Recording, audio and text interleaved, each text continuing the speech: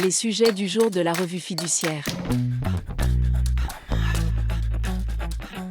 Premier sujet de notre JT. Tableau des provisions. Les entreprises doivent produire à l'appui de leur déclaration de résultats un tableau des provisions.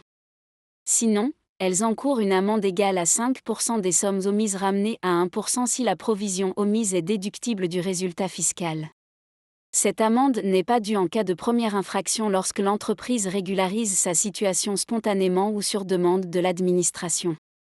Une société ayant subi cette amende a demandé à la Cour administrative d'appel de Paris de transmettre une question prioritaire de constitutionnalité pour non-conformité au principe de proportionnalité des peines.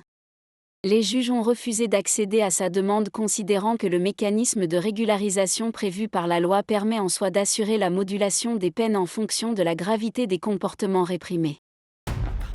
Deuxième sujet de notre JT.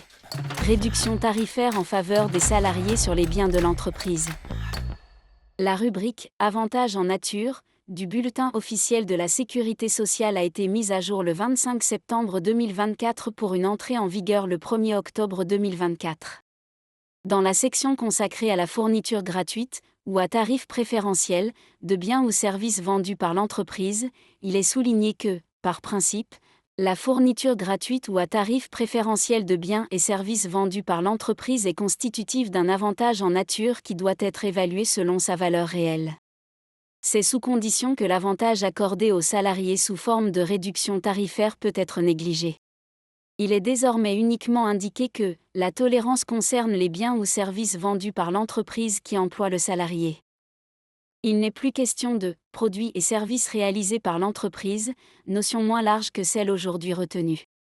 Désormais, l'ensemble des produits vendus par l'entreprise sont donc concernés, y compris les biens et services achetés auprès de fournisseurs. La tolérance reste, quant à elle, inchangée. Les réductions tarifaires sur les biens et services vendus par l'entreprise ne sont pas soumises à cotisation si elles n'excèdent pas 30% du prix de vente public. Lorsque la remise dépasse 30% du prix de vente public, il y a avantage en nature à soumettre en totalité à cotisation. À noter que, comme antérieurement, les réductions tarifaires sur les biens non alimentaires qui ne peuvent plus être vendus sont admises dans la limite de 50% du prix de vente public normal, TTC, à condition que cette réduction respecte la limite du seuil de vente à perte. Troisième sujet de notre JT.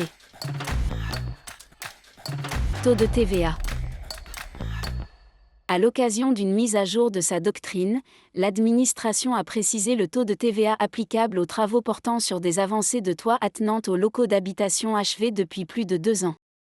Le taux de TVA de 10% s'applique aux travaux d'amélioration, de transformation, d'aménagement ou d'entretien portant sur des pergolas, auvents ou marquises attenant à la construction existante reposant ou non sur des piliers fixés au sol si 2 conditions sont satisfaites. Ces avancées de toit n'ont pas pour effet de clore les surfaces concernées et ne portent pas sur du gros œuvre.